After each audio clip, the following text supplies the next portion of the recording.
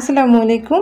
আজ আপনাদেরকে কেমিক্যাল ছাড়া পাকা আম দিয়ে বাজারের ম্যাঙ্গো ফ্রুটো বা ফ্রুটিকা বানিয়ে দেখাবো, যেটা বাচ্চা থেকে বড় সবারই অনেক পছন্দের। কিন্তু কেমিক্যাল বা ভেজালের জন্য অনেক সময় আমরা খেতে চাই না বা বাচ্চাদের দিতে চাই না। তো বাসায় কিভাবে আপনারা একদম পিওর ম্যাঙ্গো ফ্রুটিকা তৈরি করবেন সেই রেসিপিটাই শেয়ার করেছি। আর এই ম্যাঙ্গো ফ্রুটো বা ফ্রুটিকা বানিয়ে নেওয়া খুবই সহজ, আর এভাবে বানিয়ে অনেক দিন পর্যন্ত সংরক্ষণ করা যায়।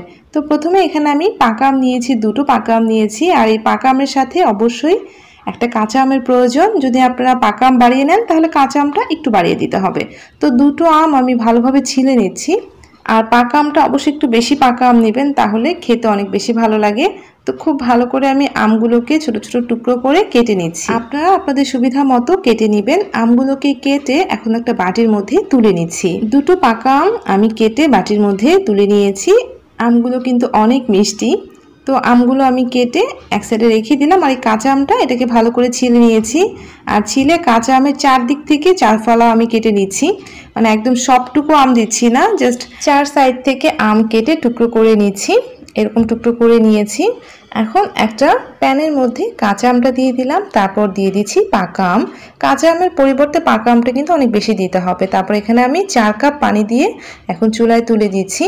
পানির পরিমাণটা একটু বেশি দিবেন, কারণ আম সিদ্ধ করার পরে অনেকটা ভারী হয়ে যায়। তো আমের চুলাটা জ্বালিয়ে দিয়ে আমটাকে সিদ্ধ করে নিচ্ছি। 10 মিনিট থেকে 15 মিনিট সময় লাগে সিদ্ধ হতে। জাস্ট কাঁচা আমটা সিদ্ধ হবে, পাকা আমটা তো নরমই থাকে।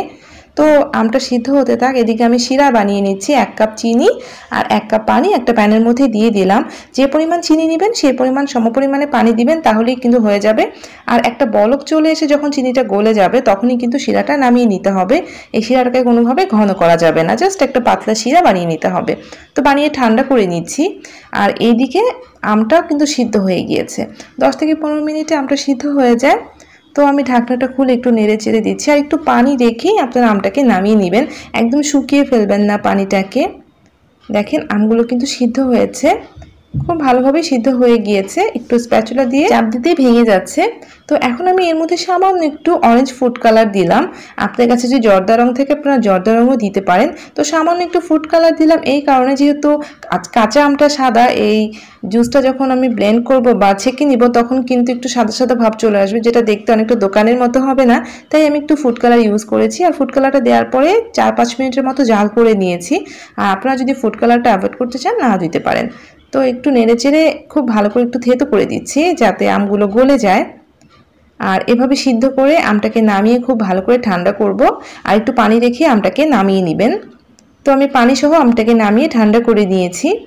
আর দেখতে পাচ্ছেন আমগুলো কিন্তু একদম গলা গলা হয়ে গিয়েছে। আপনারা চাইলে হ্যান্ড ব্লেন্ডার দিয়ে আমটাকে একটু গলিয়ে নিতে পারেন, আবার চাইলে একটা ব্লেন্ডারও ব্লেন্ড করে নিতে পারেন। তো আজকে আমি স্ট্রেনারে ছেঁকে আমের পিউরিটা বের করে নিয়েছি।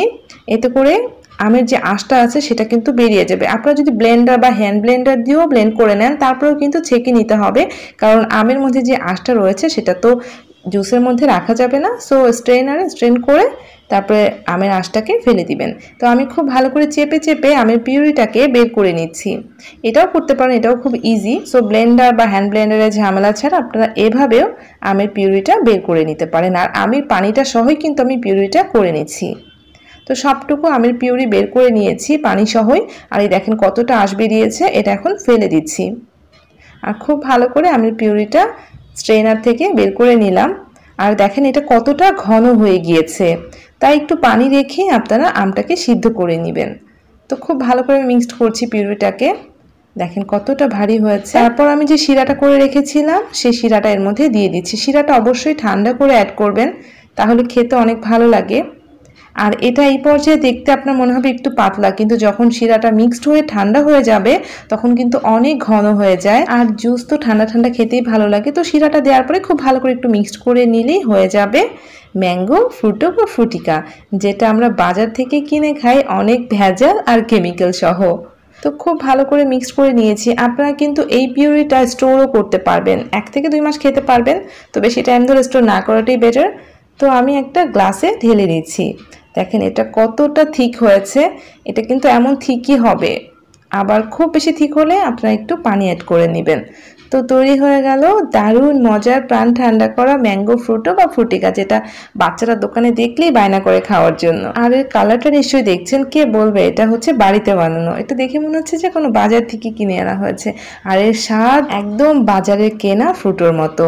আশা করছি রেসিপিটা ভালো লাগবে। তো পাকা আম আর কাঁচা আম থাকতে থাকতে আপনারা এভাবে জুস বানিয়ে খেতে পারেন। বানানোটা খুবই সহজ, আর ঠান্ডা ঠান্ডা ম্যাঙ্গো ফ্রুটও তো মন প্রাণ একদম ঠান্ডা করে দেয়। তো রেসিপিটা ভালো লাগলে লাইক দিতে ভুলবেন না, চ্যানেলটা সাবস্ক্রাইব করে প্লিজ আমার সাথেই থাকবেন। সবাই অনেক ভালো থাকবেন। আল্লাহ হাফিজ।